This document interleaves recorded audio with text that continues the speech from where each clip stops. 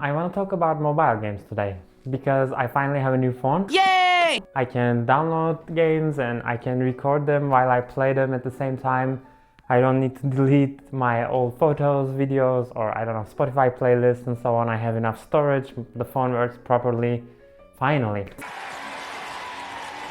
So I thought I would make this YouTube video where I would watch a bunch of mobile game advertisements, you know, all these cringe ones and shitty ones kinda, and then I would download these games and then trash talk about them. So that's what I did, and I downloaded a bunch of games and I played them at least as long as I could last. But at the end I was kind of positively surprised, so I want to talk about this today. I am probably one of the first generations who grew up with a cell phone. We're all getting so old! Why are you doing this to us? I got my first phone when I was 10 or 11 for my birthday from my parents. It was one of these Nokia brick phones. It was like 1100, but I was super happy about it. I was stoked. Both my parents worked, so I was home alone often, and they got me this phone for emergencies, calling them or whatsoever. But of course I ended up playing a bunch of games. There were great games in it, like there was Snake, there was this game where you hit the balls and break the bricks, there was this Dino Chrome game installed in it actually, and then there was also this space impact game, like you basically control the spaceship and shoot a bunch of monsters. It was great. It was a blast. I had a great time with it. Yeah, after then I had another Nokia phone. My father had this phone shop, so I had the chance to get a lot of second-hand phones. So I was also kind of keeping up to date with all the new coming phones back then, not like how it is now. Yeah, so I had this Nokia phone. It was like half touchscreen and half buttons, and it had a colored screen, although the touch and buttons didn't work so well, but the color screen was great. It had like really nice games in it. I remember playing these bounce game. It was kind of like a platformer where you controlled this red-orange ball and went around and collected stuff. But what really good was the Pro Evolution Soccer 2011 on the mobile, because you could play it multiplayer over the Bluetooth.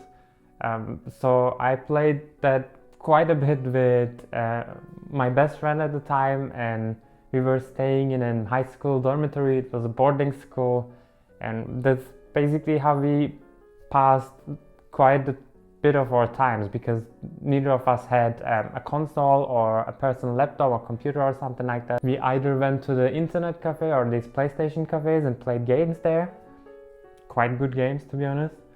Or we were just going out playing football, or we were just playing football in our shitty mobile phones. But it was also a blast. And then I had this HTC Android phone. I think it was one of the first Android phones with a full touchscreen. And I liked it quite a bit, but to be honest, the battery life was quite shitty. It was the time that the mobile games were making it quite big, like Flappy Bird came out, the Angry Birds was there, Temple Run was there, and then came the Subway Surf. We played a lot of Doodle Jump and Jetpack Joyride, like a bunch of great games, and I played all of them quite a bit. Everyone in my classroom played them, and we compared our high scores and we talked about the games. It was really nice. I maybe kind of romanticized them looking at back, but I don't remember all these evil patterns, the booster packs, the mystery boxes, or I don't know, endless advertisements or false advertisements. There was none of them. There was just good gameplay. Yes, but around the same time the social media was also making it big, and the Facebook games started to come out, and I think they were really popular. Even within my friend group, a lot of people were playing them. I also played many of them. I remember playing Zynga Poker quite a bit, Texas Hold'em, and I remember playing the Mafia Wars or Heyday, and of course Candy Crush. And I think around that time the companies started to realize that they can make a lot of money out of this. Okay, money! Children! And then they try to be more systematic and meticulous about how they monetize their games and how can they integrate gameplay elements in their game loops to lead more people into making more purchases. And from then on, I think, at least I feel like things have gone south a little bit, or most of the market, or what is popular in the market at least, turned out to be quite bland and kind of mostly designed to make money rather than being fun and exciting. So I kind of at that point starting losing touch with the mobile games. Goodbye. Hey, so as I said in the beginning of the video, I downloaded a bunch of games and I want to talk about them now. And I focused on playing offline games, or single player games.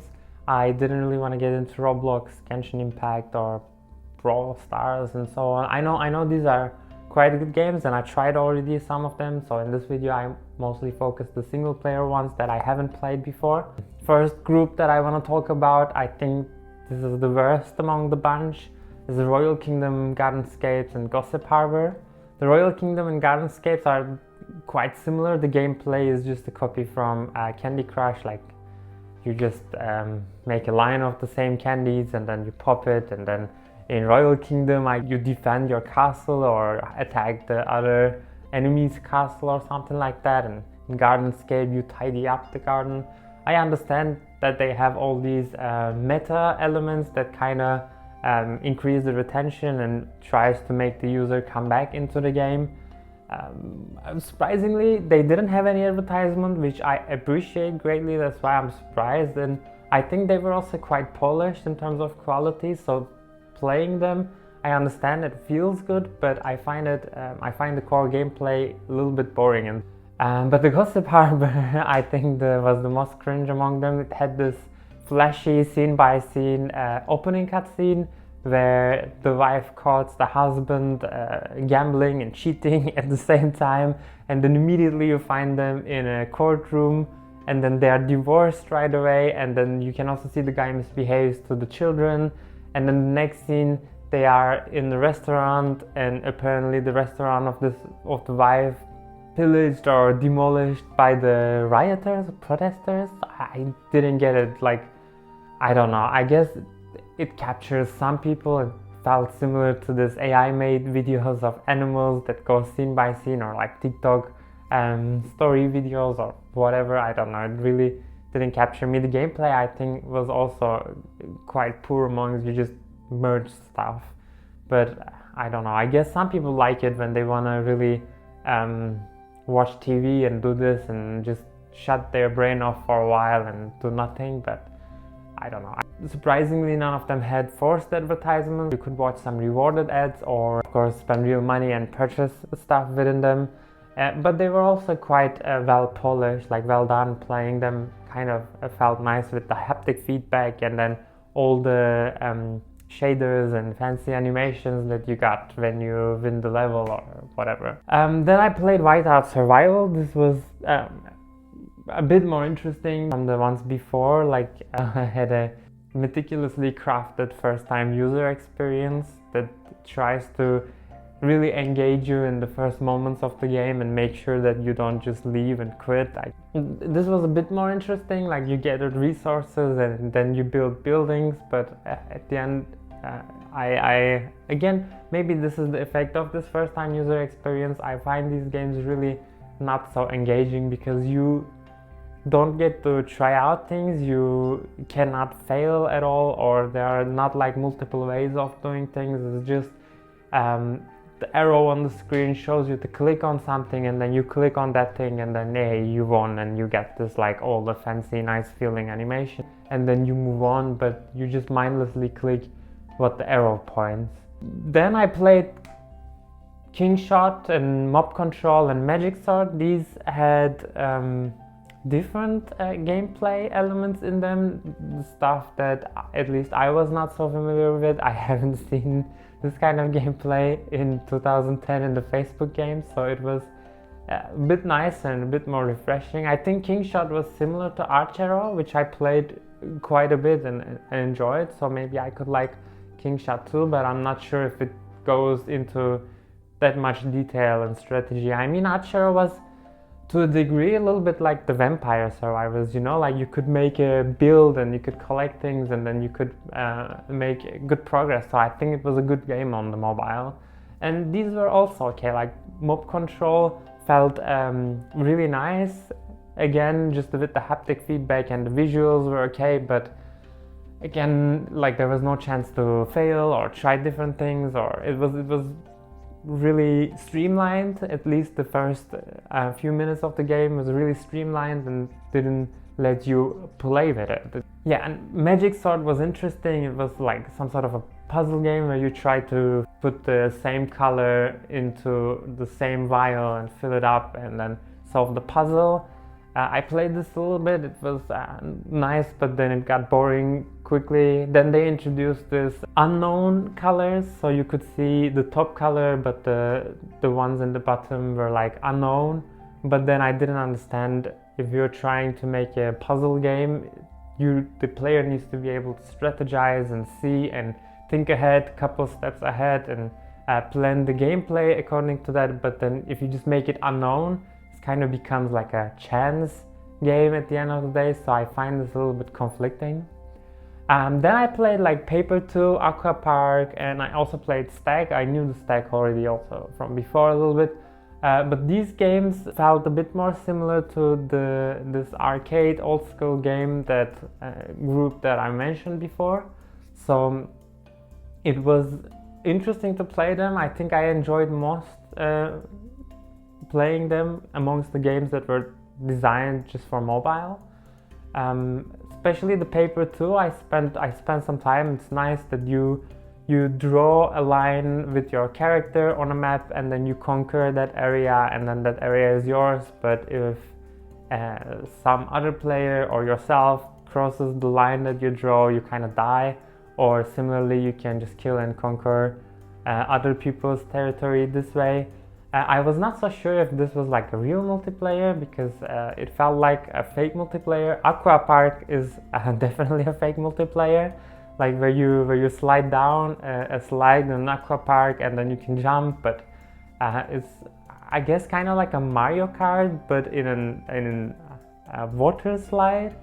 I don't know. It's fun to play like 1-2 rounds, but then that's it. There's not much to the game. It's not actually a multiplayer. It's just, I don't know, when you make like a big leap from a high point to low point, other bots immediately catch up to you, so I guess they try to keep you engaged. The Stack kind of feels nice. I mean, this is a very simple game, but the idea felt kind of nice, and you can play this kind of game when you have like a few minutes to spend, I guess in the toilet maybe, or in a subway, or in a situation like that. I also then tried 2 more games that were actually made for PC console but ported to the mobiles as well. I tried their free versions, and to be honest, these were the most engaging ones. The games I counted before, all of them I played less than 10 minutes and then I got bored and stopped. But these 2 games, Stanley's Parable and Loop Hero, I played quite a bit. I played until the end of the free version. I would definitely recommend. I would also actually, I'm planning to purchase the Loop Hero. It was a really good game, Stanley's Parable too. I'm not a big fan of the walking simulators, but this one was really well written and I had a lot of laughs and surprises, to be honest, playing this game. Now listen carefully, this is important. Stanley walked through the red door. Aha, perhaps you misunderstood. Stanley walked through the red door. I still don't think we're communicating properly. Stanley walked through the red... All right, fine, go ahead, Stanley. You want to know so badly what's out there? You want to find out what lies at the end of this road you've chosen? Well, don't let me stop you. Game also has somewhat of a philosophical perspective to it, like who is in control and what can you do, and does your choices really matter, and talks about maybe, I guess, a little bit to the free will. Yeah, I played Stanley's Parable maybe like half an hour. It was really good. And Loop Hero also, where you are a character, a knight, and then you go around a predetermined loop, but then you can place certain landmarks or certain cards around the map. You can place mountains, you can place forest, or you can place, like, I don't know, I think I placed this vampire chateau and spider nest, where then these spawn enemies, and then when you do a loop you can combat these enemies, and then they drop items, and then you can equip these items and then become stronger and then kill more enemies in the same loop and then go around and around. It was quite good. So I think all in all I am really positively surprised at what mobile games had to offer.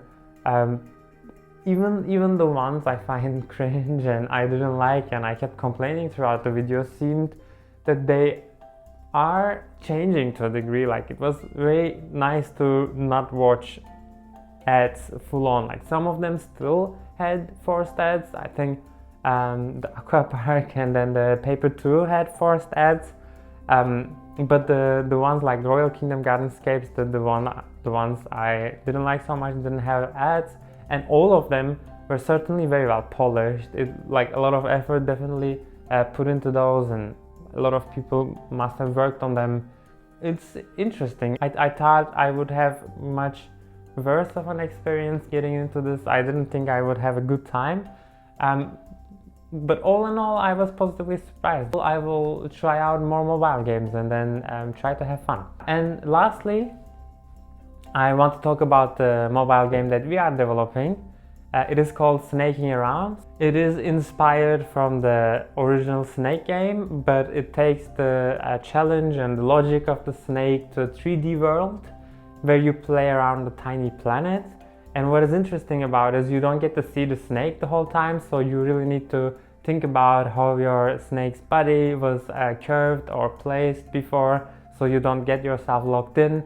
And on top of it, there are obstacles that you need to avoid, and when you eat the food, your snake grows, of course.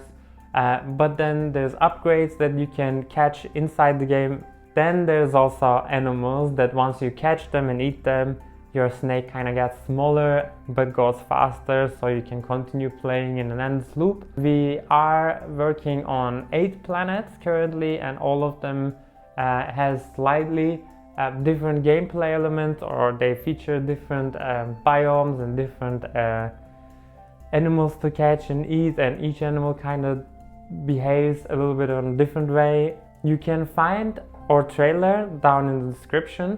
You can find also our website there. If you want to hear more about this game, go down, find our website, subscribe to our newsletter. And if you like this video, please click on the like button and consider subscribing. Tell me in the comments which mobile games would you recommend for me to play. I would be interested in trying out more of them. It's much appreciated. Thank you and have a nice day.